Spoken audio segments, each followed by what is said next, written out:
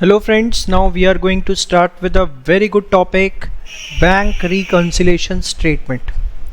ये वीडियो बहुत ध्यान से आराम से आप सुनिए समझिए and I promise once this video gets completed you can attempt any of the question related from BRS, that is bank reconciliation statement। Bank reconciliation statement, bank reconciliation statement.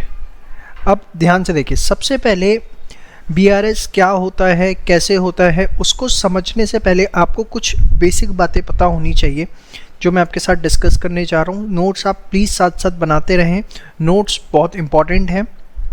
चलिए देखिए, हमें पता है बिजनेस के अंदर, बिजनेस में हम cash book maintain करते हैं। क्या मेंटेन करते हैं बेटा? कैश बुक मेंटेन करते हैं। अब बिजनेस के अंदर जो हम कैश बुक मेंटेन करते हैं, आपको पता है वो कैश बुक तीन तरह की होती है, सिंगल कॉलम, डबल कॉलम और triple column cash book. Very good.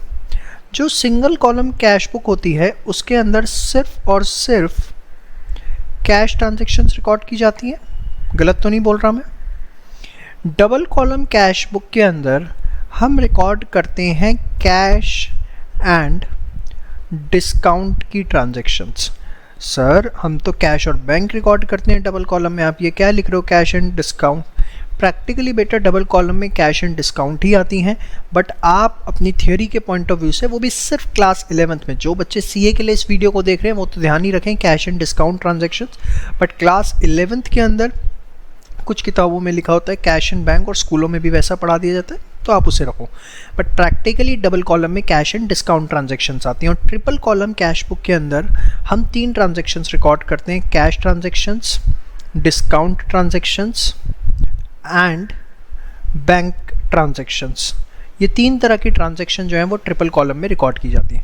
तो कैन आई से, जो ये मेरा मकसद था इसका पूरा बताने के पीछे वो ये था, कैन आई से कि बिजनेस के अंदर जो बैंक की ट्रांजैक्शंस होती हैं, जितनी भी बैंक से रिलेटेड ट्रांजैक्शंस होती हैं, वो हम रिकॉर्ड करते हैं in bank column of cash book.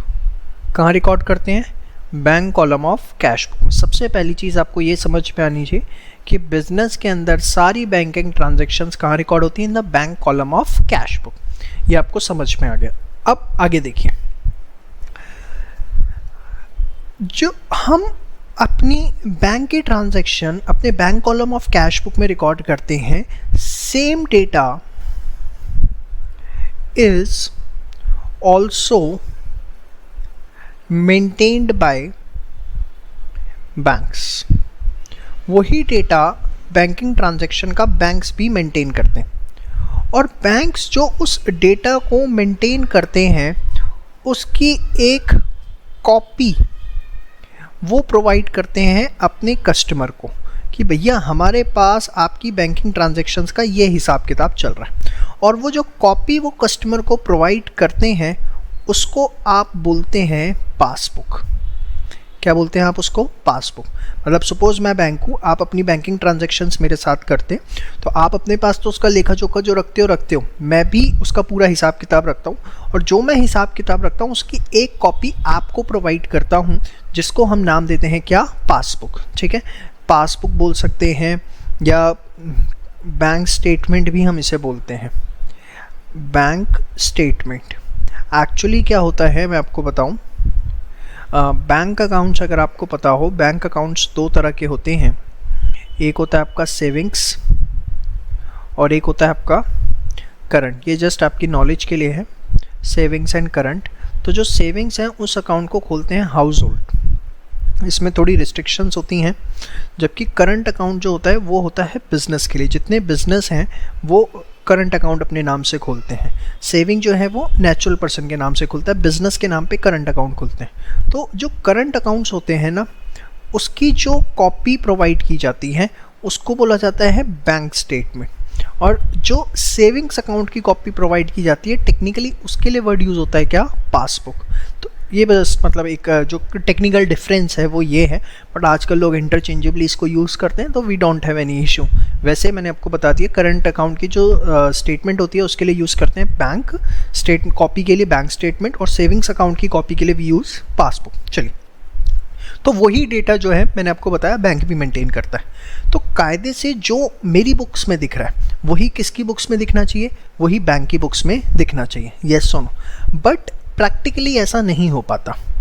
जो ट्रांजैक्शंस मेरी बुक्स में रिफ्लेक्ट कर रही हैं माइट बी वो एज इट इज़ बैंक की बुक्स में रिफ्लेक्ट ना कर रही हो। अब ऐसा क्यों बेटा, वो भी मैं आपको बताता हूँ। तो मैंने भी आपको क्या बोला, there may be a situation, बेटा नोट्स बनाते रहो साथ साथ। There may be a situation that cash transactions, sorry, that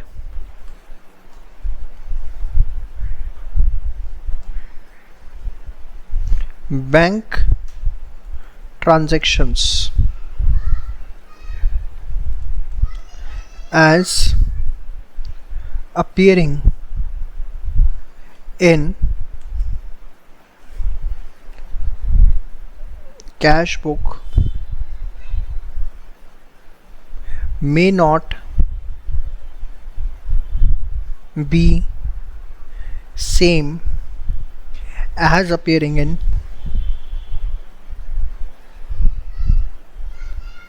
passbook, or you can say bank statement. समझ में आ रहा है बेटा मेरी बात? अब ऐसा क्यों, इसके कारण मैं आपको समझाऊंगा। उससे पहले आपको पूरे बैंकिंग सिस्टम को समझना पड़ेगा। अगर आपको बैंकिंग सिस्टम की नॉलेज है तो बहुत अच्छी बात है, और अगर नॉलेज नहीं है तो प्लीज़ अब ज़रा थोड़ा इसको समझिए कि बैंकिंग सिस्टम ऑपरेट कैसे करता है, तो आपको ये लाइन समझ में आएगी कि वो कौन सी ऐसी सिचुएशंस हैं कि जो ट्रांजैक्शन मेरी कैश बुक में दिख रही है वो शायद पासबुक में या बैंक स्टेटमेंट में ना दिखें। तो यहाँ तक आपने नोट कर लिया। देखिए कौन सी ऐसी सिचुएशंस हमारे सामने आ सकती है, अब उसकी बात करते हैं। मैं एक बड़ा ही प्यारा सा सिंपल सा एग्जांपल ले रहा हूँ, उससे बेटा आपको सारी बातें समझाता हूँ, बड़े ध्यान से देखिए। सपोज हमारे एक मिस्टर ए हैं, ठीक है, मिस्टर ए है। मिस्टर ए ने एक चेक इशू किया। चेक इशू किया मतलब आप समझो एक चेक दिया मिस्टर बी को। मिस्टर ए ने एक चेक इशू किया मिस्टर बी को। तो can I say mister B received the cheque. Mister B को चेक रिसीव हुआ। सपोज ये चेक इशू हुआ 1 अगस्त 2017 को, जिसको मिस्टर बी ने भी रिसीव किया obviously on the same date. ठीक है बेटा, तो होगा क्या, the moment mister A will issue the cheque, जैसे ही मिस्टर ए चेक को इशू करेंगे same day that is on 1 August 2017 he will record the transaction. वो उसी दिन इस ट्रांजैक्शन को रिकॉर्ड करेंगे। कहाँ रिकॉर्ड करेंगे, आराम से एकदम रिलैक्स होकर, कोई जल्दी नहीं है। ही will record the transaction in कहाँ पर, कैश बुक। कैश बुक में कहाँ पर सर, बैंक कॉलम में। कहाँ पर, बैंक कॉलम में। समझ में आ रही है बात? बैंक कॉलम में वो उस ट्रांजैक्शंस को रिकॉर्ड करेंगे।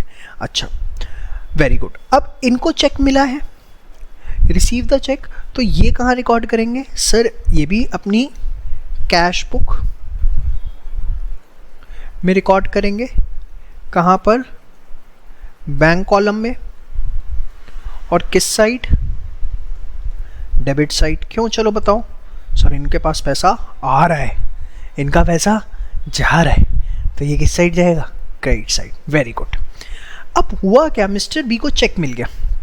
मिस्टर बी एकदम निकम्मे आलसी मेरी तरह, वो इस चेक को, ये जो चेक उन्हें मिला है ये उसको डिपॉजिट करते हैं बैंक में। डिपॉजिटेड इन बैंक, ओहो गंदी राइटिंग आने लग गई ना, चलो, डिपॉजिटेड इन बैंक, वो उसको डिपॉजिट करते हैं बैंक में ऑन से 5 अगस्त, 5 अगस्त 2017 को वो उसे बैंक में जमा करते हैं। अब बैंक में जमा होने के बाद बेटा 3 दिन जनरली लगते हैं, वैसे दिल्ली में अब 2 डेज़ में भी हो जाता है, 1 से 3 डेज़ आपको। बैंक में जमा हो गया वो चेक, कौन सा चेक, जो मिस्टर बी को मिला था, किससे, मिस्टर ए से, वो डिपॉजिट हो गया।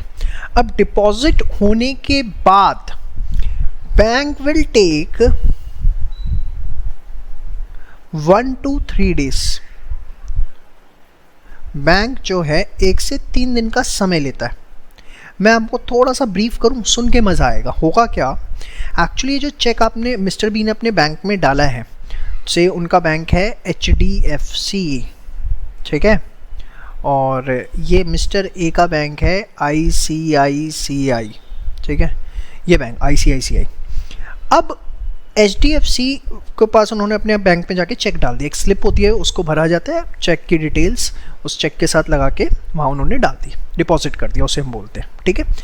अब होता क्या है, HDFC बैंक का एक क्लियरिंग सिस्टम होता है, हर बैंक का एक अपना क्लियरिंग सिस्टम है। वो क्या करते हैं, उस चेक को स्कैन करते हैं, स्कैन करके वो चेक जो है कंसर्न बैंक को फॉरवर्ड किया जाता है, बेसिकली RBI को फॉरवर्ड किया जाता है, और RBI से फिर कंसर्न बैंक को फॉरवर्ड, मतलब वो HDFC उस चेक को स्कैन करेगा, और स्कैन करके वो चेक की कॉपी किसको भेजी जाएगी, ICICI को। ICICI उसको क्रॉस वेरीफाई करेगा कि मिस्टर ए के अकाउंट में इतना बैलेंस है, या चेक पे जो सिग्नेचर दिख रहे हैं उन्हीं के हैं, ठीक है। सारी चीज़ें वेरीफाई करने के बाद मिस्टर ए के अकाउंट से वो ICICI पैसा निकाल देगा और HDFC को दे देगा, और HDFC जो है वो पैसा किसको दे देगा, मिस्टर बी को। तो ये स्कैन करना, उसको मेल के थ्रू ICICI को भेजना, फिर उनका वेरिफिकेशन प्रोसेस, फिर उसके बाद पैसा मिस्टर बी के अकाउंट में आना, तो दिस विल टेक टाइम, जिसमें 1 to 3 डेज हमारा लग जाता है। तो suppose I said cheque cleared on 8 August 2017। मैंने आपको बोला कि चेक जो है बेटा वो हमारा क्लियर हुआ कब, 8 अगस्त 2017 को। अब ये समझो, मैंने जो वर्ड लिखा है ना, चेक क्लियर हुआ, चेक क्लियर होने का मतलब बता सकते हो मुझे, अच्छे बच्चे हो बताओ, चलो। सर चेक क्लियर होने का मतलब है कि amount from mister A's account is transferred to Mr. B's account। Account जो है वो मिस्टर ए के अकाउंट से निकल के ट्रांसफ़र हो गया किसके, मिस्टर बी के अकाउंट में। अब एक बात बताओ, ये जो हुआ वो कब हुआ बेटा, 8 अगस्त को। तो बैंक का जो डेटा अपडेट होगा वो कौन सी डेट को होगा भाई, जिस दिन चेक मिला, बैंक को तो सपने आए नहीं कि मिस्टर ए ने मिस्टर बी को चेक दिया है। जिस दिन चेक डिपॉजिट हुआ उस दिन भी कोई फॉर्मेलिटी नहीं हुई। जब 8 अगस्त को क्लियरिंग हो गई, उस दिन मिस्टर ए का जो बैंक है और मिस्टर बी का जो बैंक है, दोनों अपने डेटा अपडेट करेंगे। मिस्टर बी का बैंक उसका बैलेंस बढ़ा देगा और मिस्टर ए का जो बैंक है उनका बैलेंस कम कर देगा। यही सिचुएशन होगी या नहीं होगी? तो कैन आई से bank will update the data on 8th of August, that is after clearing। समझ में आई बात? आफ्टर क्लियरिंग बैंक जो है वो 8 अगस्त को क्लियर करेंगे। मतलब 8 अगस्त को क्या होने वाला है, on 8th of August mister B's passbook will reflect the increase in balance, yes or no? Whereas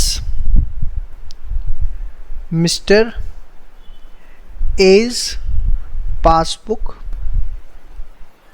will reflect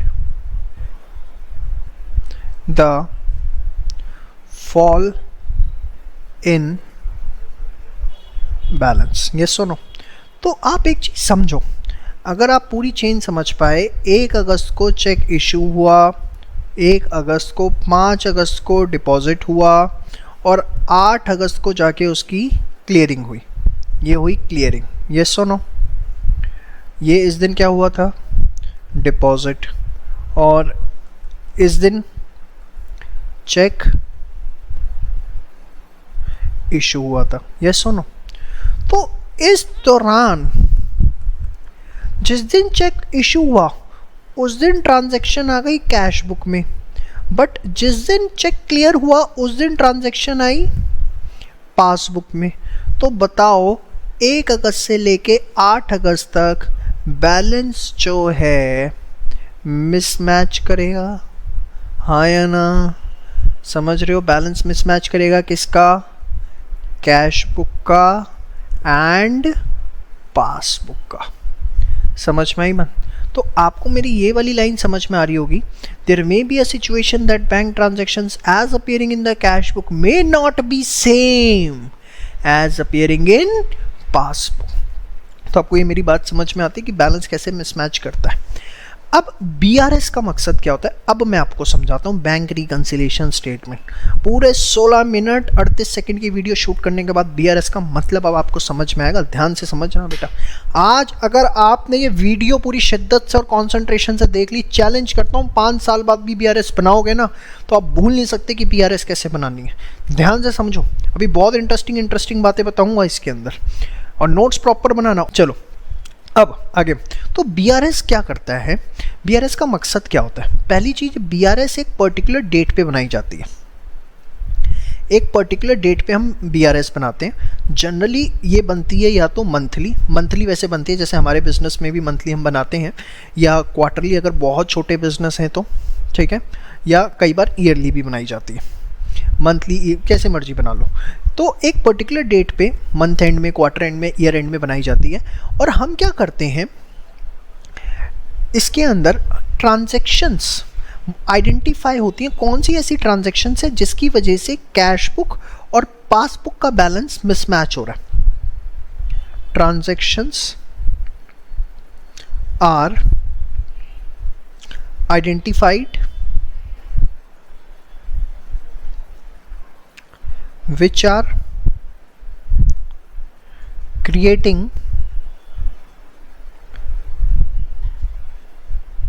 difference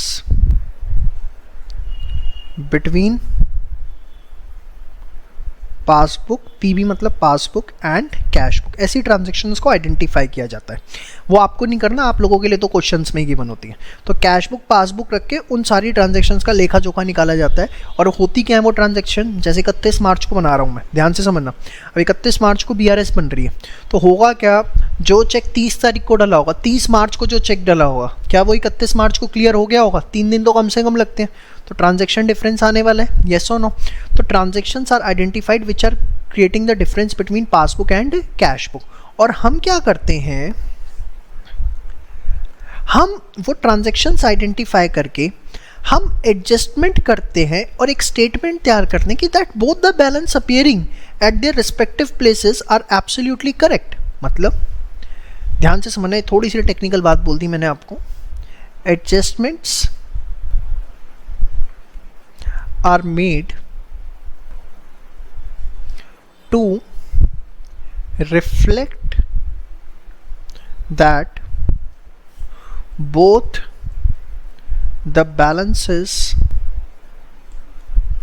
are correct at their respective places। मतलब क्या करते हैं बेटा, जैसे हमने कोई भी बैलेंस स्टार्ट कर देंगे, balance as per cash book, कुछ भी ले लेंगे, पासबुक ले लो या कैश बुक, और उस बैलेंस, जैसे balance as per cash book हमारे पास कौन, तो उसमें हम प्लस माइनस कुछ एडजस्टमेंट करेंगे। कैसे करेंगे वो मैं आपको बताऊंगा अभी। जो भी है, जैसे आपने चेक इशू किया हुआ है, तो चेक इशू किया हुआ है या आपने डिपॉजिट किया हुआ है, कुछ भी एडजस्टमेंट हो सकती है। जैसे अभी आपने देखा एक ने इशू किया, दूसरे ने डिपॉजिट किया हुआ है। तो ऐसी जितनी ट्रांजैक्शंस हैं उनको आइडेंटिफाई करके उनको एडजस्टमेंट करेंगे और देखेंगे कि अगर ये ट्रांजैक्शंस ना होती या इन ट्रांजैक्शंस के इफेक्ट को एलिमिनेट कर दिया जाता है तो क्या बैलेंस एज पर पासबुक आ रहा है। मतलब एक तरह से मेरे पास एक पूरा चिट्ठा तैयार हो जाता है कि इस डेट पर ये ट्रांजैक्शंस हैं जिसकी वजह से कैश बुक और पासबुक का बैलेंस मैच नहीं हो रहा। और अगर इन ट्रांजैक्शंस के इफेक्ट को मैं हटा दूं तो कैश बुक और पासबुक दोनों अपनी जगह ठीक है, दोनों में कोई गड़बड़ियां नहीं है। मैं दोबारा रिपीट कर रहा हूं, ध्यान से सुनो। हम बीआरएस में क्या करते हैं, we are preparing a statement either starting from cash book or we are starting from passbook and adjusting certain transactions and trying to show that both the balances are correct। Cash book अपनी जगह ठीक है, passbook अपनी जगह ठीक है। ये तो कुछ ट्रांजैक्शंस आ गई, इसके इफेक्ट को अगर हम हटा दें तो आप देखोगे दोनों चीज़ें अपनी जगह एकदम ठीक है। तो आपको मेरी यहाँ तक बात समझ में आती है। भी ट्रांजैक्शंस एडजस्टमेंट कैसे होता है वो मैं आपको बताता हूँ। तो सबसे पहले आपको बीआरएस का मतलब समझ में आ चुका है, बैंकिंग सिस्टम समझ में आ चुका है पूरा का पूरा, मैंने आपको जो समझाया, और आपको ये समझ में आ चुका है कि कैश बुक वगैरह कितने टाइप्स होते हैं। अब ध्यान से समझिए, देखो जब हम कैश डिपॉजिट करवाते हैं बैंक में, कैश, ये सेकंड कॉन्सेप्ट है, ध्यान से समझना, कैश डिपॉजिटेड इनटू बैंक। अगर हम बैंक में कैश डिपॉजिट करवाते हैं तो इससे होता क्या है, हमारे एसेट बढ़ने, तो मतलब बिजनेस के एसेट्स बढ़ने, तो बिजनेस उसे अपनी बुक्स में क्या करता है बेटा, सर डेबिट करता है। बट जब आप कैश बैंक में डिपॉजिट करवाते हो ना बेटा, at the same time bank जो है ना, बैंक की लायबिलिटी बढ़ जाती है। कैसे सर? भाई एक बात बताओ, मैंने बैंक में पैसा जमा करवाया 10,000 रुपीज़ जाके, उसे मैं एनी टाइम विड्रॉ कर सकता हूँ या नहीं कर सकता? I can withdraw it any time. तो बैंक के लिए वो पैसा, जो बैंक में पैसा जमा हो रहा है, बैंक के लिए एक तरह से क्या है, लायबिलिटी है।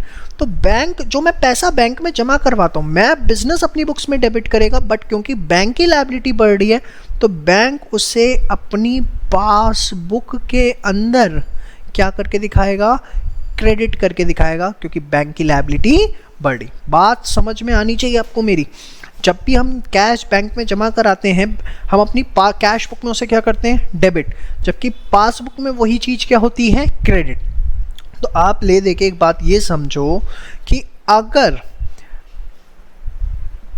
उसने आपको बोला cash book is debited, cash book is debited, तो इससे आपको क्या मतलब समझ में आता है कि बिजनेस जो है उसका कैश, सॉरी, उसका जो बैंक बैलेंस है वो बढ़ गया। जो आपका बिजनेस है उसका बैंक बैलेंस बढ़ गया, हाँ या ना? अगर लिखा जाता है passbook is credited,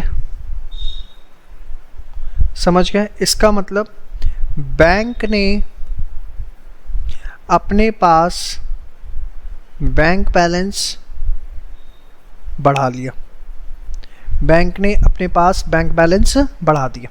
cash book debit हुई मतलब बिजनेस ने अपने पास बैंक बैलेंस बढ़ा दिया, और पासबुक क्रेडिट हुई, जो चीज़ हम डेबिट करेंगे पासबुक उसको क्या करेगा, क्रेडिट करेगा। ठीक है, और दोनों का मतलब क्या होता है एक तरह से कि बैंक बैलेंस क्या हो रहा है, सर बढ़ रहा है। समझ में आ गया? ये हो गया मेरा first concept. Second concept, cash book is credited, cash book credit हो रही है। अब कैश बुक क्रेडिट हो रही है मतलब असेट कम हो रहे हैं। भाई कैश बुक कब क्रेडिट करते हो, जब असेट कम हो रहे हैं। कैश बुक का मतलब यहाँ पे मेरा बैंक कॉलम ही है, ठीक है। तो मतलब बिजनेस ने अपना बैंक बैलेंस क्या कर लिया, कम कर लिया, ठीक है। और अगर लिखा हुआ है पासबुक इज डेबिटेड, अब देखो अगर मैं जाऊं और बैंक से कैश निकाल लूं तो मेरा बैंक बैलेंस क्या हो गया, कम हो गया। मेरा बैंक बैलेंस कम हो गया तो मैं उसे अपनी बुक में क्या कर दूंगा, क्रेडिट करूंगा, यस और नो, असेट कम हो रहे हैं। But at the same time bank की लायबिलिटी क्या हो गई, कम हो गई। और बैंक की लायबिलिटी कम हो गई तो बैंक अपनी बुक्स में क्या करेगा, बैंक की लायबिलिटी क्या हो गई, कम हो गई, तो बैंक उसे अपनी बुक्स में क्या करेगा बेटा, डेबिट। मतलब पासबुक इज डेबिटेड, इसका मतलब बैंक ने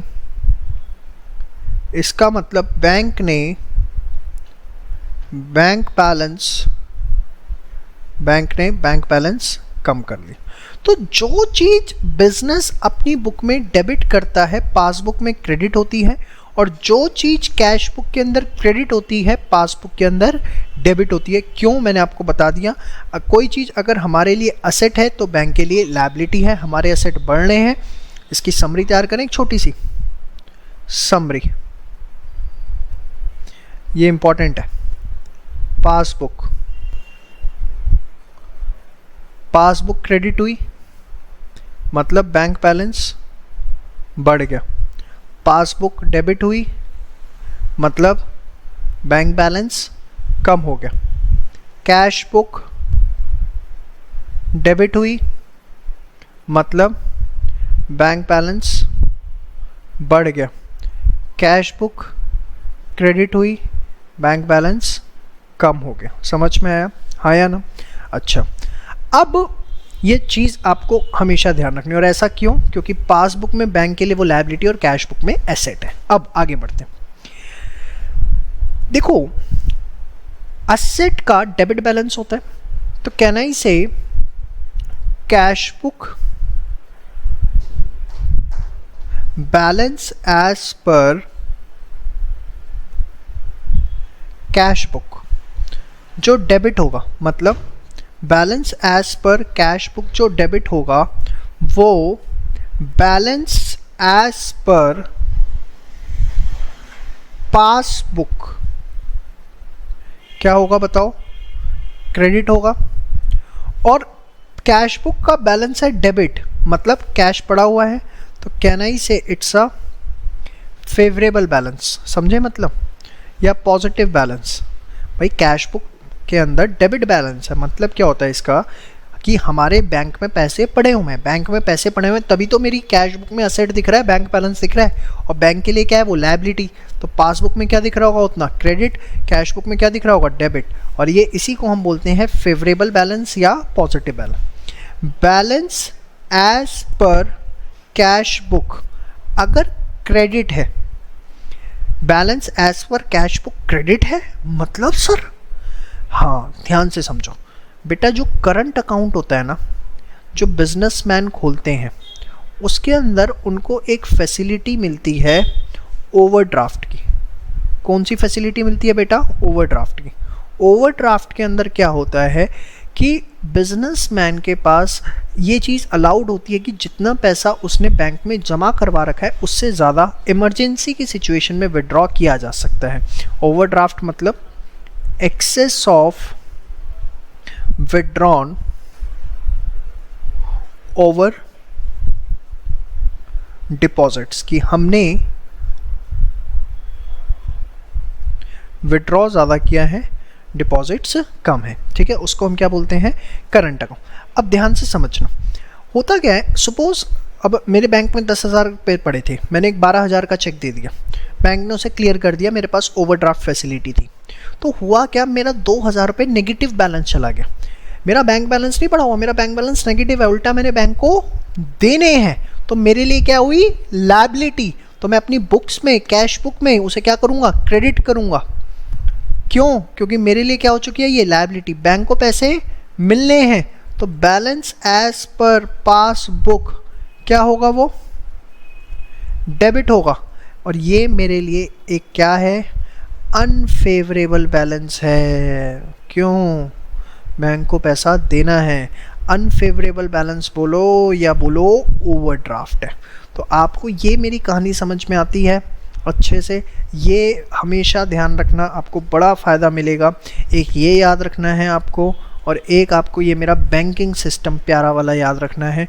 दो बातें आपको ध्यान रखनी है। कैश बुक डेबिट है, मतलब बिजनेस ने अपना बैंक बैलेंस बढ़ा दिया, पासबुक क्रेडिट हो रही है, इसका मतलब बैंक बैलेंस बढ़ गया। पासबुक डेबिट हो रही है, बैंक बैलेंस कम हो गया। कैश बुक डेबिट हो रही है, बैंक बैलेंस क्या, कैश बुक क्रेडिट हो रही है, बैंक बैलेंस कम हो गया। जो balance as per cash book debit है वो balance as per passbook credit होगा। क्यों होगा पता है, यहाँ पर एसेट है, यहाँ पे लायबिलिटी है। फेवरेबल बोलते हैं positive. Balance as per cash book credit है, उल्टा मैंने बैंक को पैसे देने हैं मतलब मेरे लिए लायबिलिटी है, बैंक को पैसे मिलने हैं, उसके लिए एसेट है, तो वो एज पर डेबिट होगा। इसको हम क्या बोलते हैं, अनफेवरेबल बैलेंस, ओवरड्राफ्ट या नेगेटिव बैलेंस। समझ में आई बात। अब सारी राम कहानी मैंने आपको जितनी सुनानी थी बहुत अच्छे से सिखा दी है। अब मैं आपको सिखाने जा रहा हूँ हाउ टू प्रिपेयर BRS, आपके बेसिक कॉन्सेप्ट BRS के। अब जो मुझे एक बैकग्राउंड चाहिए था वो सारा ख़त्म हो चुका है। अब मैं आपको BRS सिखाने जा रहा हूँ कि BRS कैसे बनता है। अब मुश्किल से 5 मिनट और लूँगा आपके, और आपको BRS सिखा दूँगा, ध्यान से समझना। अब मेरा एजेंडा क्या स्टार्ट होता है, हाउ टू प्रिपेयर BRS कैसे बनाना है। बड़े सिंपल से 2 फंडामेंटल सिखाऊंगा, ध्यान से समझना। पहला फंडामेंटल बहुत मुश्किल है मजाक कर रहा हूं। अगर balance as per cash book given है तो हमें निकालना है बैलेंस एज पर पासबुक। देखा कितना मुश्किल था। पहला फंडा, अगर balance as per cash book given है तो we have to find out balance as per passbook, और अगर balance as per passbook given है तो we have to find out balance as per cash book. तो पहला फंडा आपको समझ में आता है, if balance as per cash book is given, we have to find out balance as per passbook and vice versa मतलब इसका अपोजिट। अगर पासबुक का बैलेंस गिवन है तो हमें किसका निकालना होगा, फिर कैश बुक का। पहला फंडामेंटल। दूसरा फंडामेंटल, और उसके बाद BRS खत्म, ब्लास्ट, द एंड। ध्यान से समझना, पहला फंडामेंटल कुछ नहीं था। सेकंड ध्यान से देखो, जब लिखूंगा तब कुछ समझ में नहीं आएगा, 2 एग्जाम्पल करा दूंगा, उसके बाद समझ में आएगा। और जैसे ही वो एग्जाम्पल समझ में आ गए समझ लो BRS खत्म। उठा के जो मर्जी क्वेश्चन रैंडम बेसिस पे स्टार्ट कर देना। Whatever we have to find out, whatever we have to find out, आराम से प्यार से लिखो, assume it to be correct। अब ये आपने कौन से दोहे लिख दिए सर, क्योंकि दोहे तो हमें समझ में कभी आए नहीं, ये भी एक तरह का दोहा ही लिख दिया आपने। फिर whatever we have to find out, assume it to be correct, मतलब पहले इतना पढ़ना फिर इतना पढ़ना। Whatever we have to find out, assume it to be correct। अब इसका क्या मतलब है, let us take a very simple example in this the end of BRS। ध्यान से समझो। Suppose आपको बैलेंस गिवन है as पर कैश बुक। बैलेंस as पर कैश बुक गिवन है आपको 10,000, ठीक है बेटा। और आपको बोला check issued but not cleared ₹3,000। 3,000 का चेक इशू हुआ बट क्लियर नहीं हुआ। दूसरा, check deposited of ₹5,000 not cleared, ठीक है। चलो आगे लिख देता हूँ, बैंक क्रेडिटेड 1000 एज इंटरेस्ट। चलो एक और लिख दूं, insurance premium debited ₹500 from bank. अब ध्यान से समझना क्या है ये, कैसे BRS बनेगी। देखो पहले तो फॉर्मेट बना लो BRS,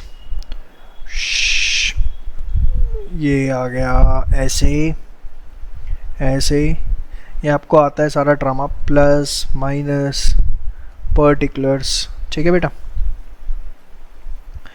आपने लिखा balance as per cash book, कितना लिखा 10,000। क्यों प्लस में लिखा बताओ, कुछ नहीं लिखा हुआ तो हम उसे फेवरेबल बैलेंस मानते हैं, ठीक है। अब ध्यान से समझना, बस एक ट्रांजैक्शन समझाऊंगा, अगली 3 आपसे पूछूंगा।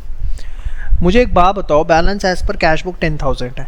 अगर balance as per cash book given है तो मुझे क्या निकालना है, बैलेंस एज पर पासबुक, क्योंकि जो गिवन है उसका अपोजिट निकालना है। तो कैश बुक गिवन है, क्या निकालना है, बैलेंस एज पर पासबुक। कहता है चेक इशू हुआ पर क्लियर नहीं हुआ। आराम से रिलैक्स हो जाओ, आराम से सोचेंगे। चेक इशू हुआ बट क्लियर नहीं हुआ। चेक इशू हुआ, आप सोचो चेक इशू होते के साथ ही एंट्री कहाँ रिकॉर्ड हो जाती है। सर चेक इशू होते के साथ ही हम एंट्री सबसे पहले कैश बुक में डाल देते हैं। अब मना मत करना भी सिखाया था पूरा का पूरा, इसलिए सिखा रहा था ताकि समझ में आए।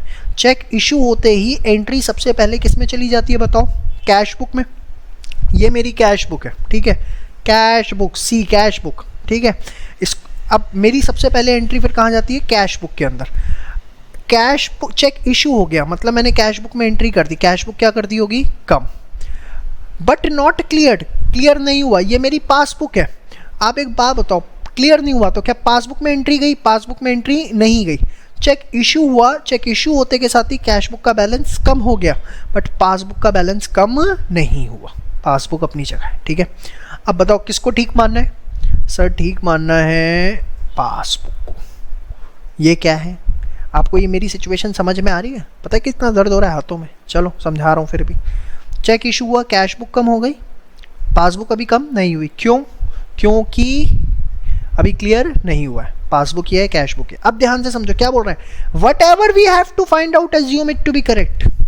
बताओ यहाँ पर कैश बुक का बैलेंस गिवन है तो किसका निकालना है, पासबुक का। पासबुक कौन सी है, ये, इसको माना हुआ है ना पासबुक मैंने, इसको ठीक मानो, ये अपनी जगह पर रहेगा, अब ये यहीं रहेगा।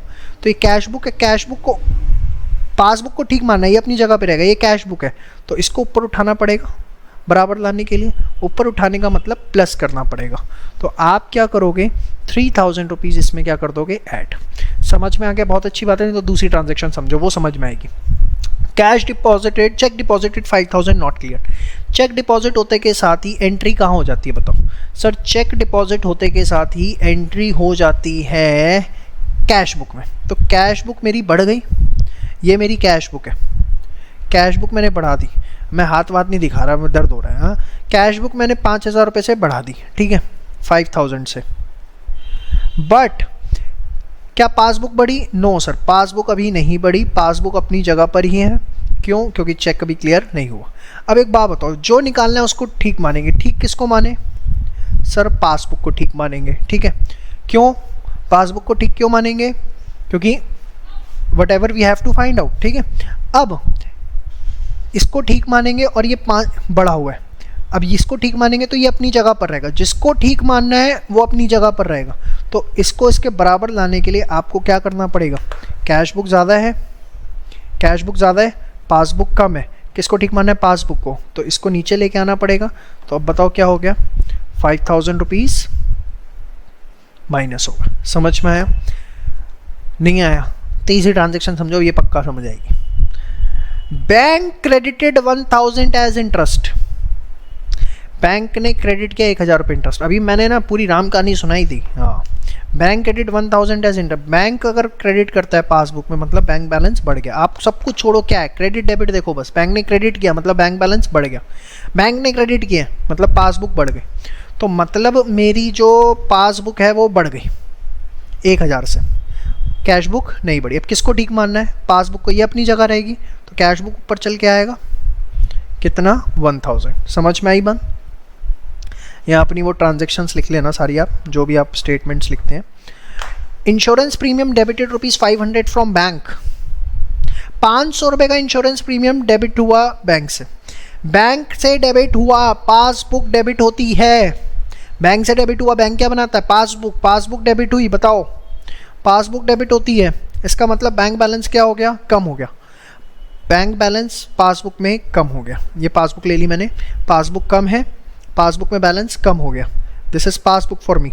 पासबुक में बैलेंस कम हो गया, कैश बुक वही है। किसको ठीक मानना है सर? पासबुक को। तो नीचे आएगा ये कितना? 500। तो होपफुली आपको ये समझ में आया हमें क्या करना है। सिंपल है बेटा, आपको कुछ नहीं सोचना, जो बैलेंस आपको निकालना है उसको आप ठीक मानो और अकॉर्डिंगली आप प्लस माइनस करना शुरू करो। समझ में आई बात? तो आप देखो अब इसका बैलेंस कैसे निकालना होता है, ध्यान से देखना। यहाँ बच्चे गड़बड़ करते हैं। आप प्लस का पहले टोटल करो, 10 और 3 13 और 1 14। फिर माइनस का करो, माइनस का कितना? 5,500। प्लस माइनस 8,500 रुपये। 8,500 प्लस का आया। ऐसे ही करोगे एग्ज़ाम के अंदर, सीधे बैलेंस मत निकाल देना, बहुत गंदी आदत है आप लोगों की। तो आपने लिखा बैलेंस एज पर पासबुक। जो बच रहा है वो कितना बच रहा है? वो बच रहा है 8,500 और प्लस का बच रहा है, तो इसको हम बोलेंगे कि ये पासबुक का क्रेडिट बैलेंस बच रहा है। क्योंकि अगर आप देखो क्रेडिट बैलेंस होता है पासबुक का प्लस का। ठीक है, ये सब चीज़ें आपको याद होनी चाहिए, तभी आप इन चीज़ों को अच्छे से कर सकते हो। तो आपको एक बार बीआरएस का पूरा ओवरव्यू मिल गया। बीआरएस कैसे बनाना है, किस तरीके से बनाना है, क्यों बनाना है, सारी बातें आपके दिमाग में डाल दी। ओवरड्राफ्ट है तो कोई फ़र्क नहीं पड़ता, सोचने का तरीका एकदम सेम रहेगा, बस पहली ट्रांजैक्शन प्लस की जगह माइनस में आ जाएगी और कोई फ़र्क नहीं पड़ेगा। बाकी ओवरड्राफ्ट में भी सेम रहेगा। तरीका बहुत सिंपल है, जो गिवन है बैलेंस उसका अपोजिट निकालना है। और दूसरी चीज़ आपको जो इसके अंदर ध्यान रखनी है, जो निकालना है उसको ठीक मानो और आपका बीआरएस तैयार। ठीक है जी। अब बीआरएस के कॉन्सेप्ट आपको होपफुली सारा अच्छे से समझ में आ गया। अब हम क्वेश्चन करते हैं इसके ऊपर, कुछ प्रैक्टिस आई। Balance as per cash book हमें गिवन है।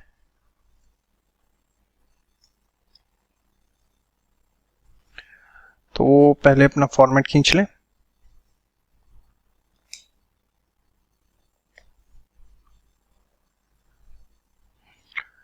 Plus minus particulars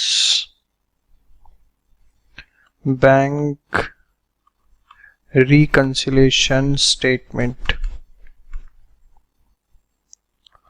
for the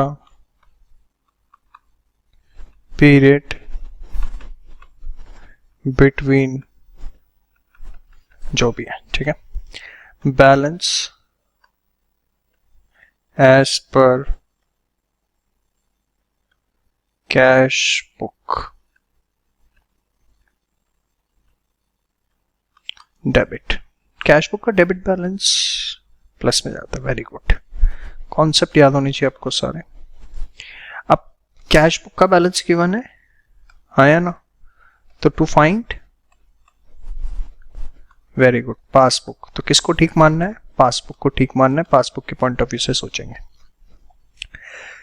check issued of ₹50,000 but only ₹30,000 cheques are cleared. बड़े आराम से रिलैक्स होके हमने चेक्स इशू किए 50,000 के।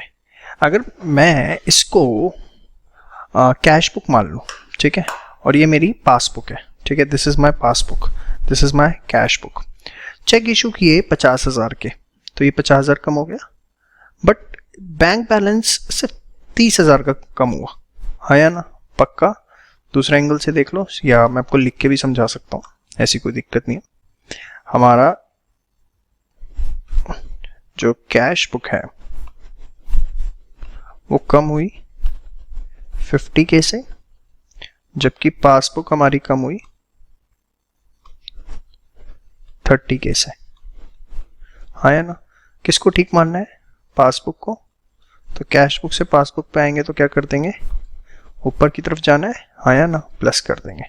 तो आप वो पूरी स्टेटमेंट लिख लेना। चलो एक लिख के भी दिखा देता हूँ।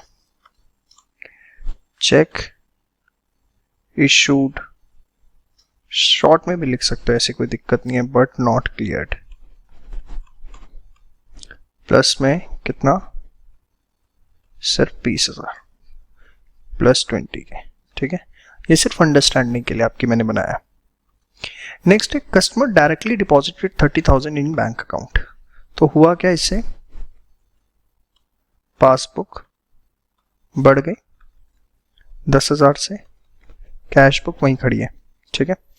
हमें किसको ठीक मानना है, पासबुक को, तो 10,000 पे प्लस कर देंगे, डायरेक्ट डिपॉजिट बाय कस्टमर्स, कितना, 10,000, ठीक है। Payment made by bank 10,000 as per standing instruction, हमने बैंक को बोला हुआ था किसी को 10,000 की पेमेंट करने के लिए, बैंक ने कर दी, तो हमारा पासबुक कम हो गया 10,000 से, कैश बुक अपनी जगह पर ही है, तो यहां से यहां पर आएंगे तो 10,000 पे क्या हो जाएगा, minus, payment by bank as per instruction.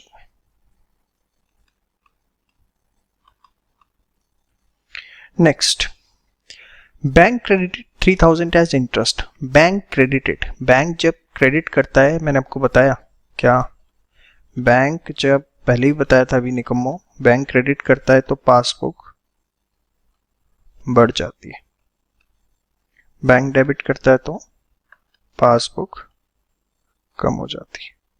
तो बैंक ने क्रेडिट किया तो आपकी पासबुक बढ़ गई, कितने से, 3,000 से, ठीक है, पासबुक, जबकि कैश अपनी जगह पर ही है, ठीक है। तो यहां से यहां तक आने में 3,000 पे प्लस हो गए, अमाउंट क्रेडिटेड बाय बैंक, ठीक है। Next, bank debited 10,000 as commission, अपने आप सोचो सोचो सोचो, वेरी गुड, सही सोच रहे हो, बैंक ने कम कर दिए, डेबिट कर दिए, तो बैंक ने कम कर दिए, कैश बुक भी कम कर देंगे हम, कितने से, 10,000। हाँ हाँ, बैंक ने गलती से, bank wrongly credited cheque of another customer in our account, गलती से कर सही से कर, हमें क्या मतलब है, हमारी पासबुक जो है वो बढ़ गई, कितने से, 5,000 रुपए से, समझ में आया। कैश बुक अपनी जगह पर ही है, हाँ या ना, पासबुक बढ़ गई तो हम भी बढ़ा देंगे, रॉन्ग क्रेडिट बाय बैंक, भैया पासबुक ठीक है, उसमें चाहे कुछ गलत भी हो रहा है तो भी ठीक है, मैंने बताया ना, तो कितना, 5,000। Payment to Ram by cheque of ₹5,000 not recorded in cash book, cash book में आपने रिकॉर्ड नहीं किया, कुछ नहीं होता, पेमेंट करिए ना चेक से, तो हुआ क्या, कम हो गया 5,000, किसमें, पासबुक में, हाँ या ना, कैश बुक में करना भूल गए, तो यहां से पासबुक को ठीक मान रहे, माइनस कर देंगे, payment to Ram not recorded,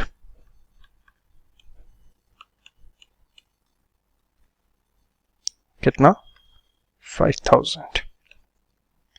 अब मैंने आपको तरीका बताया था कि कैसे हमें बैलेंस निकालना होता है, और आप हमेशा वैसे ही निकालेंगे, कितनी ही जल्दीबाजी में हो आप एग्जाम में, कभी कोई शॉर्टकट नहीं लगाना, शॉर्टकट लगाओगे फंसोगे। आप टोटल पॉजिटिव का बैलेंस देखो और टोटल नेगेटिव का देखो, टोटल पॉजिटिव है 1,10,13, 1,18,000, नेगेटिव है 25,000, तो आपके पास 93,000 का पॉजिटिव बचेगा, हाँ या ना, पक्का। तो पॉजिटिव बचेगा, फेवरेबल बैलेंस। क्या है ये? Favourable balance. Favourable balance as per passbook. और फेवरेबल बैलेंस पासबुक में होता है तो वो क्या होता है? डेबिट या क्रेडिट? क्रेडिट। तो आप लिखेंगे बैलेंस एज पर पासबुक। ठीक है, credit balance as per passbook आपके पास बचेगा। ठीक है, कितना बचेगा? 93,000 रुपीज। प्लस में लिख रहे हैं माइनस में लिख रहे हैं, वो तो बैलेंस करने के लिए लिख रहे हैं, बट वो कौन सा बैलेंस बच रहा है? पासबुक का। प्लस का बच रहा है तो फेवरेबल होता है, और पासबुक में फेवरेबल को हम क्रेडिट बोलते हैं, इसलिए लिखा balance as per passbook credit. ये स्टेटमेंट जैसे मैंने आपको सिखाई थी लास्ट वीडियो में वैसे ही आपने लिखनी है, कोई शॉर्टकट नहीं लगाना। शॉर्टकट लगाओगे खामखा फंस जाओगे। समझ में आ गया? पक्का? श्योर? चलिए फटाफट ये सारा नोट डाउन करिए। अब इसके बाद एक नया क्वेश्चन है आपके सामने, इसको करते हैं। आप कोशिश करिए पहले खुद, उसके बाद मैं करवाता हूं। चलिए देखते हैं। Balance as per passbook on 31 March 80,000 debit. Balance as per passbook, as per passbook हमारा बैलेंस है और डेबिट बैलेंस है। डेबिट बैलेंस होता है पासबुक में मतलब ओवरड्राफ्ट। कितना है? 80,000। ओवरड्राफ्ट आ गया तो आपको घबराने की जरूरत नहीं है कि कुछ नया होगा, मैंने आपको बोला था। आप नॉर्मल पासबुक का बैलेंस गिवन है तो किसका निकालना है? कैश बुक का। तो हम किसको ठीक मानेंगे? कैश बुक को ठीक मानेंगे। ठीक है, चलिए कैश बुक के हिसाब से सोचना। Bank debited ₹1,000 as commission.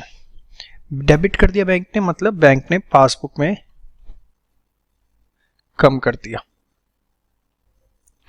Cash book में कोई फर्क नहीं पड़ा। अब ठीक किसको मानना है हमें? कैश बुक को या पासबुक को?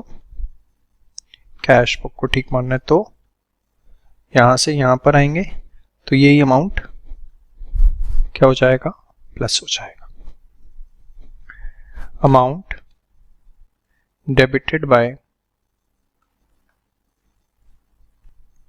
बैंक 1,000। ठीक है, इसके बाद bank credited 8,000 received from customer through RTGS. RTGS से कस्टमर से 8,000 रुपये मिले थे, बैंक ने बैलेंस बढ़ा दिया, तो पासबुक में आपके 8,000 रुपये पड़ गए। कैश बुक में कुछ भी नहीं हुआ। हमें किसको ठीक मानना है? कैश बुक को। तो हम क्या कर देंगे? माइनस कर देंगे। कितना? 8,000। Amount received from customer. ठीक है, शॉर्ट में लिख दो आप, कोई दिक्कत नहीं है। Payment of rent by cash of ₹10,000 entered in bank column. मतलब समझे? नहीं समझे? सोचो थोड़ा सा। कह रहे रेंट की पेमेंट करी हमने, कितनी की? 10,000 रुपए की, कैश में पे करी, बट गलती से कैश बुक में हमने बैंक कॉलम में डाल दिया, मतलब हमारी कैश बुक हमारी कम हो गई। कितने से? 10,000 से। पासबुक पे कोई फर्क नहीं पड़ेगा, पासबुक अपनी जगह ही है। अब ठीक किसको मानना है? कैश बुक को। तो यहां से यहां जाएंगे, माइनस हो जाएगा। कितना? 10,000। देखो मानता हूं वो गलत किया है, बट आपको इससे मतलब नहीं है, आपको ठीक मानना है किसको? कैश बुक को। यू हैव टू थिंक कि कैश बुक इज राइट। तो कैश बुक में 10,000 रुपये कम हो गए, हाँ या ना? क्योंकि बैंक कॉलम में एंट्री हो गई, तो पासबुक को भी कैश पे लाना है, तो हम क्या कर देंगे? माइनस कर देंगे। Rent paid in cash wrongly entered।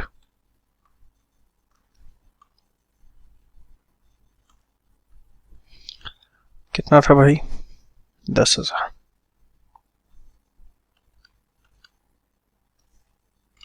Minus है ना, हाँ। Amount received in cash 4000 entered in bank column. लो जी, 4000 रुपये हमें कैश मिला और वो हमने कहाँ एंट्री कर दी, बैंक कॉलम में। मतलब हमने अपनी कैश बुक खड़े खड़े खामखा 4000 रुपये बढ़ा दी। पासबुक पे कोई इम्पैक्ट नहीं है, पर ठीक किसको मानना है, कैश बुक को।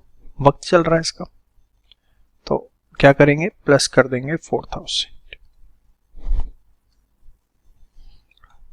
4000 plus amount received in cash wrongly entered. Thereafter, check issued but not cleared recorded twice. लो जी, ये बड़ा सही क्वेश्चन आया। कह रहा है चेक हमने इशू किया कितने का, 20,000 का, तो उससे पहली बात तो कैश बुक हो गई कम और पासबुक अभी कम हुई नहीं। भाई चेक इशू किया आपने, कैश बुक क्या हो गई, कम हो गई। कितने से, 20,000 से। पासबुक अपनी जगह खड़ी है, हाँ या ना। और सिर्फ 20,000 से नहीं, हमने इसकी एंट्री रिकॉर्डिंग ट्वाइस कर दी, मतलब 2 बार 20,000, टोटल कितने कम कर दिए, 40,000, हाँ या ना। और अभी पासबुक में कोई फर्क नहीं पड़ा है, तो पासबुक से कैश बुक ठीक किसको मानना है, कैश बुक को। तो क्या करेंगे, 40,000 रुपये माइनस। समझ में आ गया, पक्का शो। तो check issued but not cleared recorded twice. ठीक है, क्लियर है, चलो अच्छा। अब इसके बाद अगला पढ़ो, क्या लिखा हुआ है, cheque received and cleared. Receive भी हुआ, क्लियर भी हो गया, अच्छी बात है, कैश बुक भी बढ़ गई पास। ₹10,000 not recorded in the cash book. बाप रे, मतलब रिसीव हुआ, क्लियर हो गया, पासबुक तो बढ़ गई, कितने से, 10,000 से। कैश बुक में भी एंट्री नहीं करी, और ठीक किसको मानना है, कैश बुक को। चल आजा भाई, गिर जा, गुरुजी जैसा गए। Cheque cleared but not recorded. तो कितना था, 10,000।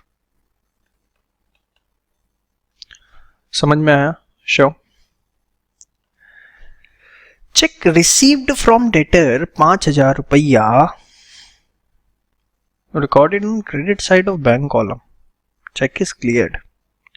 ये थोड़ा सा टेढ़ा लग रहा है, चलो देखते हैं इसको भी, होगा ये भी। क्या किया आप लोगों ने, कुछ नहीं किया, इंतजार कर लो मेरा करने का। चलो रुको 1 मिनट, फिर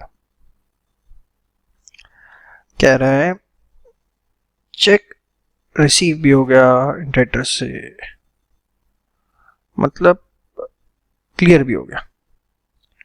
सब कुछ छोड़ा यार, पासबुक तो बढ़ गई ना, ये सब कुछ समझ में नहीं आया तो क्या हुआ, पासबुक बढ़ गई 5,000 से। कैश बुक में क्या हुआ यार, चेक आता है तो कैश बुक में डेबिट साइड आएगा ना, नहीं डेबिट साइड आना चाहिए था, पैसा आ रहा है ना, और इन्हें डाल कहाँ दिया, क्रेडिट साइड। और निकम्मे ने डेबिट करने की जगह उल्टा क्रेडिट कर दिया 5,000 रुपये कैश बुक में। अब ये यहां खड़ी है पासबुक और कैश बुक यहां है, तो यहां से यहां आएंगे तो लो टोटल 10,000 रुपये माइनस होगा। समझ आया, अकाउंटेंट तुम्हारी तरह था, निकम्मो, डालना था क्रेडिट, डेबिट में डाल दिया क्रेडिट में। अब पासबुक बड़ी हुई और कैश बुक उल्टा कम हो गई, तो 5 की जगह 10 से एंट्री होगी। समझ में आया, पक्का शो। तो check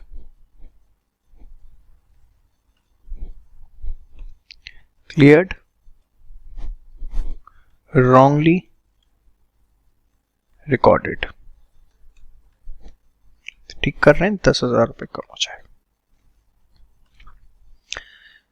amount deposited into bank, bank में पैसे जमा कराए, बैंक में पैसे जमा कराए, बैंक में, ठीक है, बैंक में पैसे जमा कराए, कैश बुक में किस साइड आता है, डेबिट साइड आता है, वेरी गुड। बैंक में पैसे जमा कराए भाई, पासबुक पड़ गई, कितने से, अमाउंट ही नहीं बताया, 1,000 ले लो, 1,000 रुपए। Recorded twice on credit side of bank column. देखो बेटा, बैंक कॉलम में, बैंक कॉलम मतलब कैश बुक का, तो देखो जब भी बैंक कॉलम लिखा होता है इसका मतलब होता है कैश बुक की बात हो रही है। कॉलम किस में होता है, कैश बुक में। तो credit side of bank column मतलब बढ़ाने थे 1,000, वो बढ़ाए तो नहीं, उल्टा डबल करके 2,000 रुपए कैश बुक में कम करती है। समझ में आई बात? क्योंकि देखो डेबिट किए होते तो बढ़ते, उसने तो उल्टा क्रेडिट साइड लिख दी। तो हुआ ये, यहां से यहां ते फर्क आ गया, कितने का, 3,000 का। तो अमाउंट डिपॉजिटेड wrongly entered, कितना, 3,000। समझ में? शो बैंक कॉलम लिखा हो जब भी तो इसका मतलब किसकी बात कर रहा है वो, कैश बुक की। अब आओ निकालो आंसर। वैसे निकालना है टोटल प्लस का और टोटल माइनस का, हमेशा ऐसे करना है आपको। 5,000 ही दिख रहा, सॉरी ये प्लस का 5,000।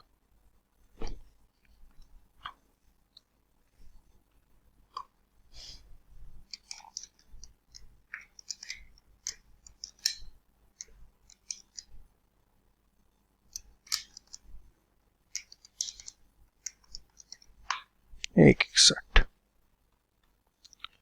Let me check again. 90, 98 और 40, 50। हाँ, तो माइनस का बचेगा 1,56,000। माइनस का होता है अनफेवरेबल बैलेंस। कैश बुक में अनफेवरेबल क्या होता है, क्रेडिट। जी हाँ, तो balance as per cash book बचा कौन सा, क्रेडिट का। कितना बचा, 156।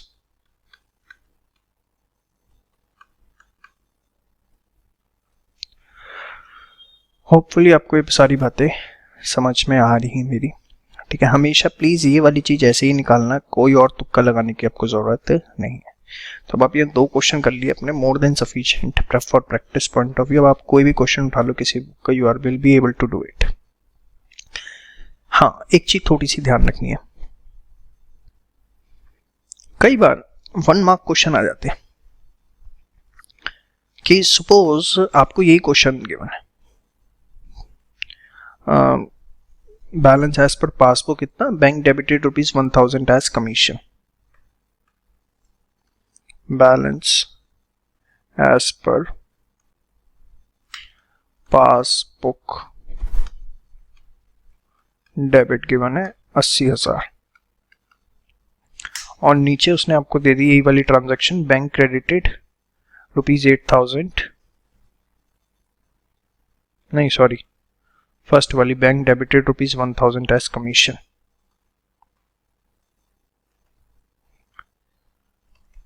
₹1,000 एज कमीशन, इसका क्या होगा, आप इसे 2 इन BRS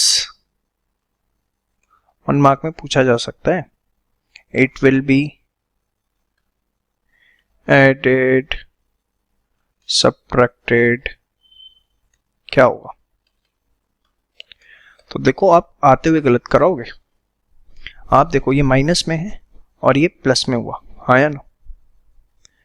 ये माइनस में और ये प्लस में, तो माइनस प्लस, ये माइनस में था और वो अगला प्लस में है, और माइनस प्लस क्या होता है? माइनस। तो इसका आंसर क्या आएगा? सब्ट्रैक्टेड। आप ये मत दिखाना कि मैंने प्लस साइड लिखा है तो इसका आंसर एडिड होगा। No, you have to see minus plus minus. ऐसी अगली ट्रांजैक्शन दे देगा तो माइनस माइनस माइनस प्लस। ये बात ध्यान रखनी है आपको, समझ में आई बात? देखो सेम वे, मतलब आप इसको यहाँ पर था, जैसे यहाँ पे प्लस प्लस में होगा तो प्लस ही रहता है, कोई फर्क नहीं है, plus plus plus plus minus minus. लेकिन यहाँ पर अगर माइनस का बैलेंस होता है तो आंसर करते हुए बड़े ध्यान से, अगर 1 मार्क क्वेश्चन है तो minus plus minus, minus minus plus. तो you have to be very careful while writing whether it is added or it is subtracted. Very important 1 mark question.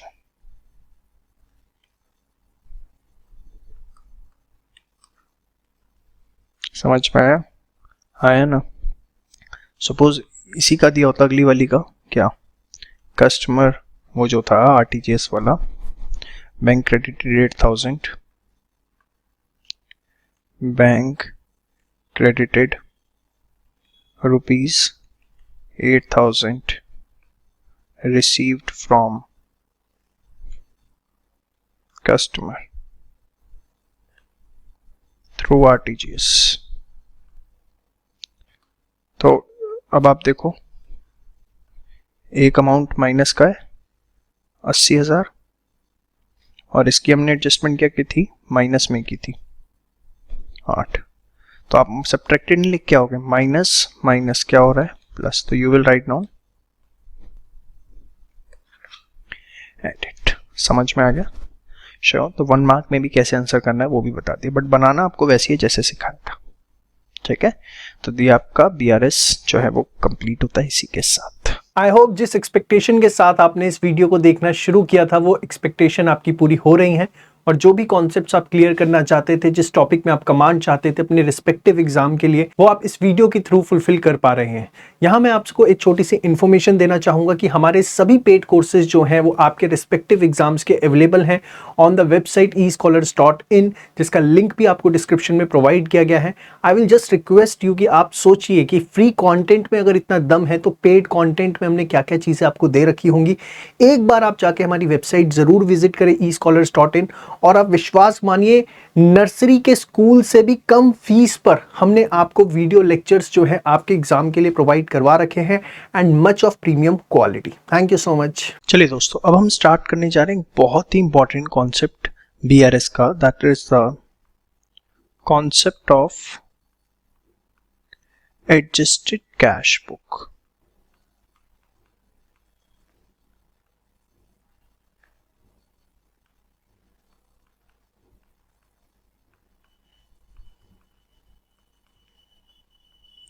Adjusted cash book का concept क्या होता है, कैसे है, बड़े आराम से देखना है, 100% प्रैक्टिकल। प्रैक्टिकली अगर आप BRS देखें तो इसी तरीके से बनती है।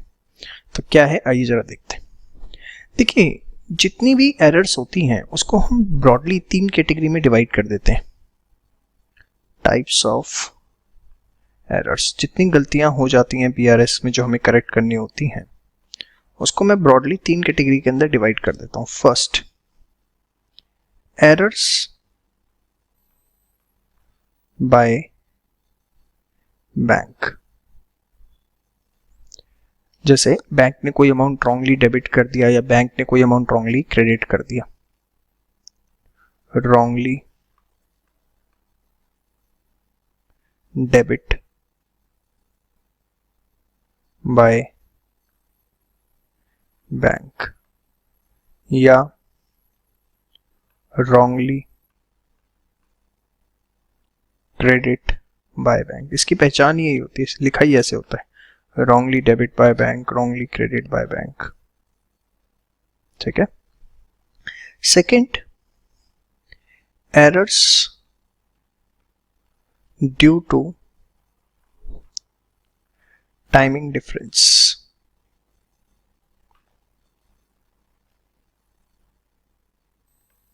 Like check issued but not cleared, या check deposited but not cleared। तो जो प्रोसीजरल टाइम है वो तो लगना ही लगना है, उसमें ना आप कुछ गलती है ना इसमें बैंक की गलती है।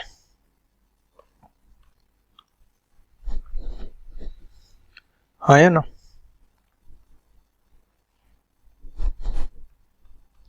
तो ये होती है टाइमिंग डिफरेंस की एरर। अभी आप एरर समझो। पहली थी एरर्स बाय बैंक, सेकंड थी errors due to timing difference, ठीक है। और थर्ड होती है एरर्स बाय क्लाइंट। क्या हो रहा है भाई इस कलम को?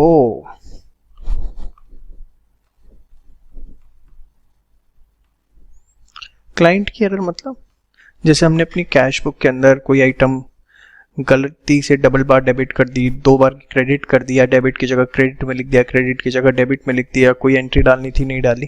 तो ये सारी गलतियां किसकी होती हैं? क्लाइंट की होती हैं, ठीक है, कस्टमर की होती हैं। एरर बाय क्लाइंट या error by customer. Pen change कर लेता हूं। Like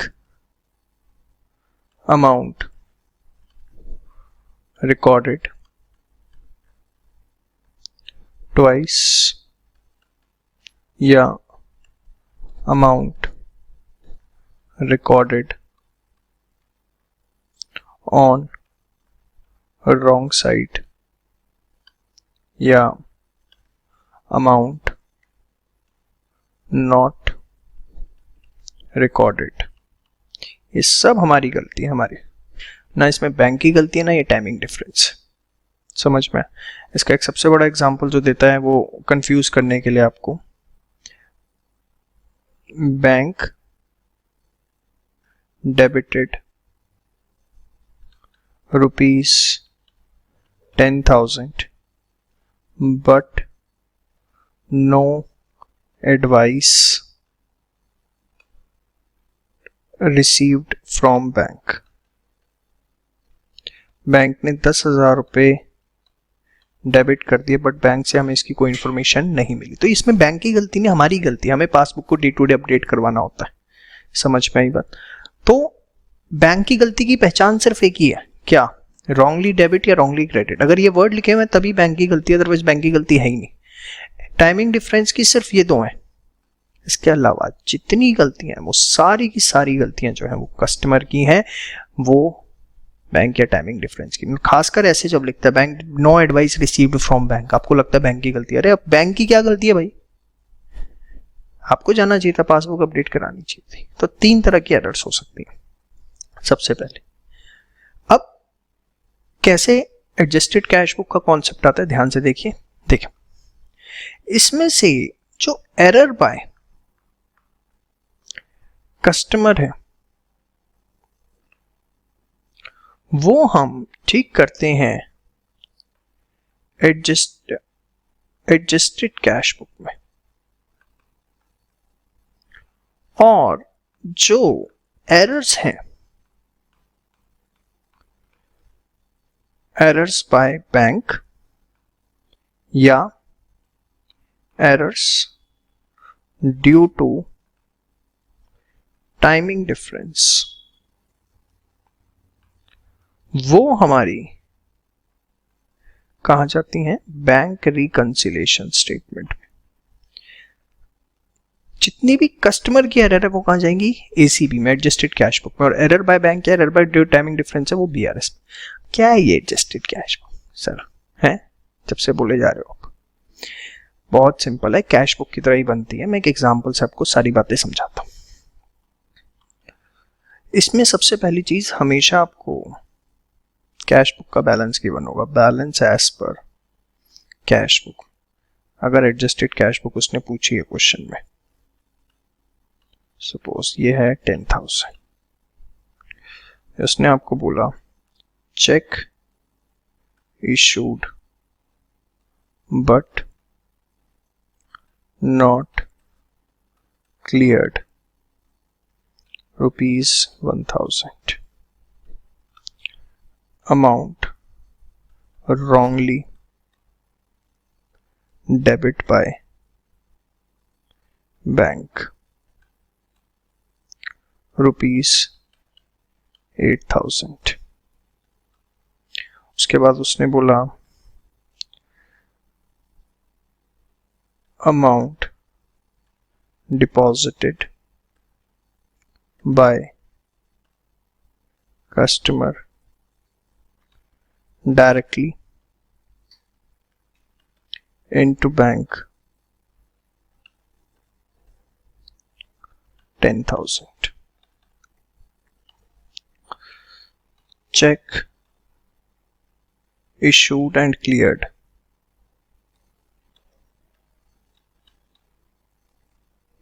but not recorded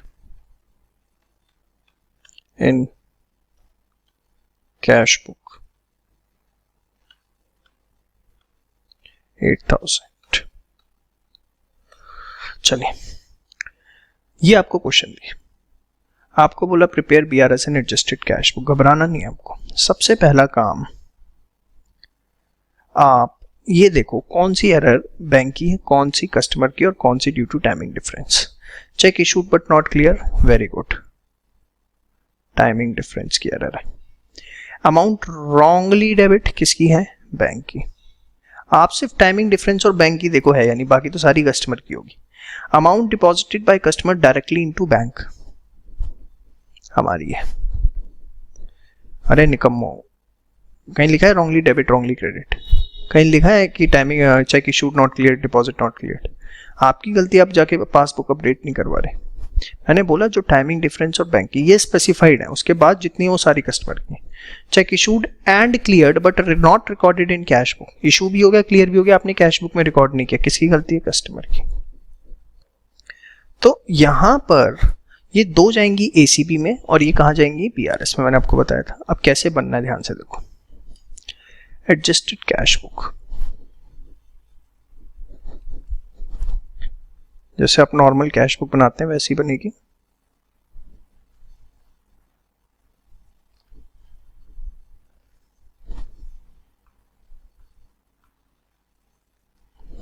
adjusted cash book, बस इसमें जो डेबिट है और ये क्रेडिट, आप समझ लो डेबिट आपकी प्लस साइड है और ये माइनस अप कर लो क्वेश्चन पूरा बिना टेंशन के। Particulars amount, particulars amount. अब बताओ आपको क्या गिवन है, balance as per cash book debit, debit balance is of plus का, तो प्लस साइड लिख दिया आपने यहां बैलेंस PD, कितना है 10,000, ठीक है। अब एडजस्टेड कैश बुक में ये दो एंट्री जानी है बस। Amount deposited by customer directly into bank, passbook बढ़ जाएगी कितने से, 10,000 से।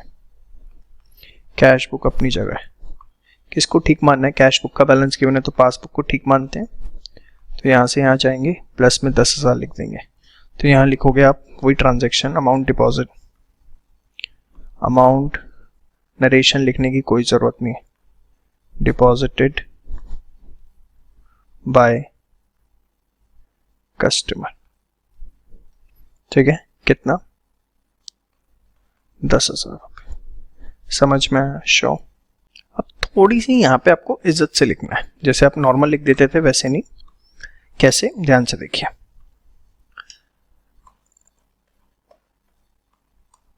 कस्टमर है डेटर, देखो आप बुक्स में कर रहे हो, इसकी क्रॉस एंट्री होती है, समझ में आया, शो।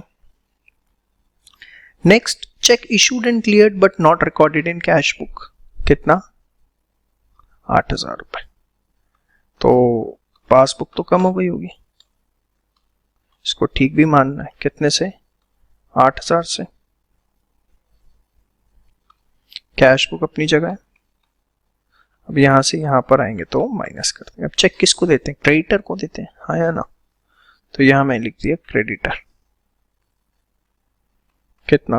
8,000। समझ पाया? शो। अब यहां पर आपने एडजस्टेड कैश बुक पूरी करी, ये आपका क्या निकला? Balance sheet. 10 और 10 20, यहां पे बचा कितना? 12,000। तो ये आया आपका बैलेंस पीडी, कितना? 12,000 रुपए। अब इस बैलेंस के साथ आपकी बीआरएस बनना शुरू होगी।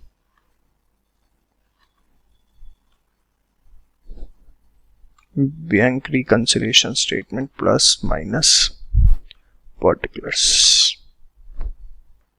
Balance as per adjusted cash book.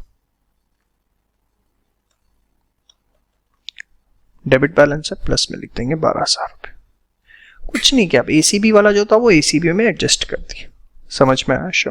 वहां से बैलेंस है का, अब बीआरएस बना लो, आप जैसे बनाते हो। Check issued but not cleared 1,000। Passbook बढ़ी हुई है, कैश बुक कम हो रखी है, किसको ठीक मानना है? पासबुक को। तो प्लस कर देंगे कितना? 10,000। होपफुली अब आपको ये सारी बातें मेरी समझ में आती हैं, बहुत प्रैक्टिस कर लिया आपने अब तक। Check issued but not cleared. उसके बाद amount wrongly debit by bank, bank ने कम कर दिया, पासबुक को ठीक मानना है, माइनस कर देंगे amount wrongly debit by bank. तो अब आप प्लस का देखेंगे 22,000 है, माइनस का 8,000, तो प्लस का बैलेंस बचेगा 14,000। इसे हम फेवरेबल बोलते हैं पासबुक में। तो फेवरेबल पासबुक में हमारा क्रेडिट होता है, ठीक है। तो ये बचा हमारा 14,000। Balance as per passbook credit, कितना हो गया? 14,000, ठीक है, फेवरेबल। तो आपने देखा अगर एडजस्टेड कैश बुक है तो घबराना नहीं है, जो भी क्वेश्चन है उसमें पहले आइडेंटिफाई कर लिया, फिर एसीबी बना दी उसके बेसिस पे, फिर जो बैलेंस निकला उससे बीआरएस बना लिया। एक्चुअली ये जो एडजस्टेड कैश बुक होती है ना, ये क्यों बनाई जाती है? क्योंकि इसमें जो बैलेंस निकलता है ये हम शो करते हैं बैलेंस शीट में। जो बैलेंस शीट के अंदर आपका बैलेंस शो होता है कैश का, वो ये होता है, सॉरी बैंक का। क्वेश्चन पूछ लेते हैं कई बार एक नंबर में, बैलेंस या बैंक बैलेंस शोन इन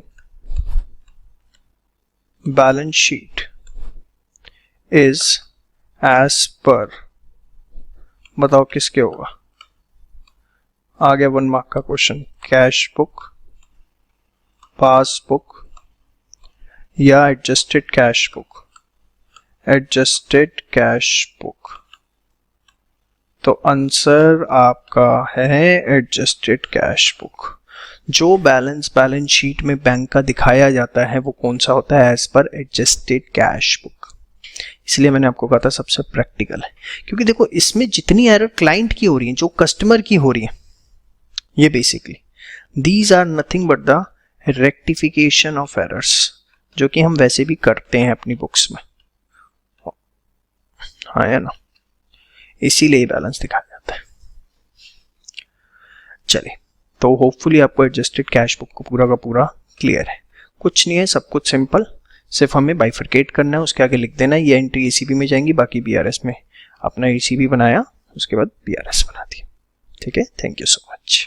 अब आप अपनी बुक में जो बैक में क्वेश्चंस दिए हुए हैं एक्सरसाइज के वो कर सकते हैं, प्लस इलस्ट्रेशंस कर सकते हैं। इलस्ट्रेशन बैक से चालू होइएगा 10, 9, 8, 7 का। ठीक है, कोई भी मटेरियल आपके पास, you can start with that. चलिए आइए बच्चों, बीआरएस का एक क्वेश्चन है, ये बहुत ही अच्छा क्वेश्चन है, हल्का सा आपको समझना है, फिर करेंगे आप ही खुद। देखिए, कैश बुक आपको गिवन है और पासबुक गिवन है। जनरली होता है कि आपको बैलेंस गिवन होते हैं, कुछ एरर्स गिवन होती हैं, आप उसे ठीक कर लेते हैं, लेकिन इसमें ऐसा नहीं है। कैश बुक आपको गिवन है मार्च की और पासबुक आपको गिवन है अप्रैल की, अगर आप ध्यान से देखें, और उसने बोला है आपको रिकंसाइल करना है बैलेंस ऑफ कैश बुक, मतलब बीआरएस बनानी है। तो बहुत ही सिंपल क्वेश्चन है। देखिए, कुछ नहीं इसमें टेक्निकल ऐसा, यहाँ आपको balance as per cash book given है 3,13,000 और यहाँ balance as per passbook given है 3,65,000। बड़े आराम से एकदम रिलैक्स होके देखिए, जो ऑब्वियसली यहाँ क्लोजिंग बैलेंस है वो अगले साल ओपनिंग होना चाहिए, लेकिन कैश बुक का बैलेंस अलग है और पासबुक का बैलेंस अलग है। तो आप क्वेश्चन कहीं से भी शुरू करें, कैश बुक से शुरू करते हैं तो ये बैलेंस लेना है, ये आना चाहिए, और आप पासबुक से शुरू करते हैं तो 3,65,000 से शुरू करेंगे और आंसर आना चाहिए 3,13,000, पहली चीज। इसके बाद एरर्स कौन सी हमें रेक्टिफाई करनी है, तो देखिए बहुत ही सिंपल सा कॉन्सेप्ट है। अगर ये मार्च की है और ये अप्रैल की पासबुक है, तो कैश बुक में जो ट्रांजैक्शंस मार्च की हैं और अगर वो पासबुक में अप्रैल में दिख रही हैं, इसका मतलब वो ट्रांजैक्शंस जो हैं कहीं ना कहीं डिफरेंस क्रिएट कर रही हैं। यस और नो? दोबारा रिपीट कर दूं, जो ट्रांजैक्शंस कैश बुक के अंदर मार्च में दिखती हैं बट वो पासबुक में अप्रैल में दिख रही हैं, इसका मतलब वो ट्रांजैक्शंस बैंक ने मार्च में क्लियर ही नहीं करी, तभी तो अप्रैल में दिख रही हैं। इसका मतलब वो ट्रांजैक्शंस डिफरेंस क्रिएट कर रही हैं। तो देखिए जरा, सबसे पहले कैश बुक का बैलेंस, पासबुक का। इसके बाद अगर आप देखें, बहुत सिंपल है, देखो क्या करना है आपको, कॉमन नाम देखने हैं। कैश बुक और पासबुक में कौन से ऐसे कॉमन नाम है, जैसे आप देखिए यहाँ पे गोयल 33,000 और यहाँ पे भी गोयल 33,000। गोयल का कोई चेक आया होगा 33,000 रुपए का, 33,000 का आपने कैश बुक में एंट्री डाल ली मार्च में, लेकिन पासबुक में वो क्लियर हुआ कब जाके 3 अप्रैल को, दिख रहा है आपको। तो कहीं ना कहीं ये ट्रांजैक्शन ऐसी है जिसने एक डिफरेंस क्रिएट किया, हाँ या ना? देखिए प्रैक्टिकली तो बीआरएस ऐसी ही बनती है, प्रैक्टिकली तो आपके सामने जो है कैश बुक पासबुक रख दी जाती है और आपको खुद आइडेंटिफाई करना होता है। तो देखिए मार्च की ट्रांजैक्शन अब कब क्लियर हो रही है, अप्रैल के अंदर, इसका मतलब कहीं ना कहीं इसने घपला किया है। Cheque received from Goyal and deposited in March of ₹30,000 cleared in April, हाँ या ना? लिख लो आप सबसे पहले इस तरीके से, ताकि आपको दिक्कत ना आए। हमेशा पहले ऐसे तरह का क्वेश्चन आए तो इस तरह की स्टेटमेंट्स बना लीजिए, थोड़ा टाइम लगेगा लेकिन एटलीस्ट ठीक होगा। सेम वे पटेल से चेक मिला 65,000 का, लेकिन अगर आप ध्यान से देखें वो भी क्लियर हुआ कब जाके, अप्रैल में। Cheque receive from Patel and deposited in March of ₹65,000 cleared in April. और कोई नाम यहाँ पे कॉमन दिख रहा हो ऐसा? नहीं। यहाँ आइए, यहाँ पर अगर आप आएंगे तो आपको एक ही का नाम कॉमन दिखेगा, that is of Ramesh. Ramesh को हमने चेक इशू किया था 24 मार्च को, लेकिन वो क्लियर हुआ जाके कब, 12 अप्रैल को, दिख रहा है आपको। तो मतलब cheque issued to Ramesh in the month of March of ₹1,50,000 cleared in April. Yes और नो? तो आपको जनरली जो चीज गिवन होती थी, इस बार आपको वो स्टेटमेंट पहले लिखनी पड़ेगी, और बहुत आसान तरीका है। जो कैश बुक में मार्च में दिख रहा है, अगर वही चीज पासबुक में अप्रैल में दिख रही है, इसका मतलब वो ट्रांजैक्शन मार्च में क्लियर नहीं हुई, वो कहीं ना कहीं 31 मार्च को डिफरेंस क्रिएट कर रही हैं और हमारी बीआरएस का पार्ट बनेगी। बाकी हमें किसी और चीज से कोई दिक्कत नहीं है। अब इसके बाद ध्यान से देखिए, ये हो गया। अब आप बीआरएस बनाएंगे, तो यहां पर मैं बैलेंस एज पर पासबुक से मैंने शुरू किया है।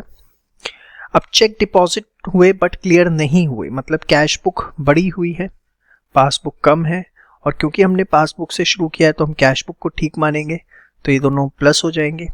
और same way cheque issued not clear जो है वो माइनस हो जाएगा और balance as per cash book आपका आ जाएगा। ये पार्ट आपका बहुत ऑलरेडी स्ट्रांग हो चुका है। मेन जो पार्ट मेरे को आपको सिखाना था वो ये था। उम्मीद करता हूँ क्वेश्चन आपको क्लियर हो गया होगा। इंपॉर्टेंट क्वेश्चन है, प्रैक्टिकल सिनेरियो से भी एज वेल एज एग्जाम के सिनेरियो से भी बहुत अच्छे से इसको प्रिपेयर करिएगा। आप अपनी ICAI बुक का कोई भी क्वेश्चन जो है कर सकते हैं।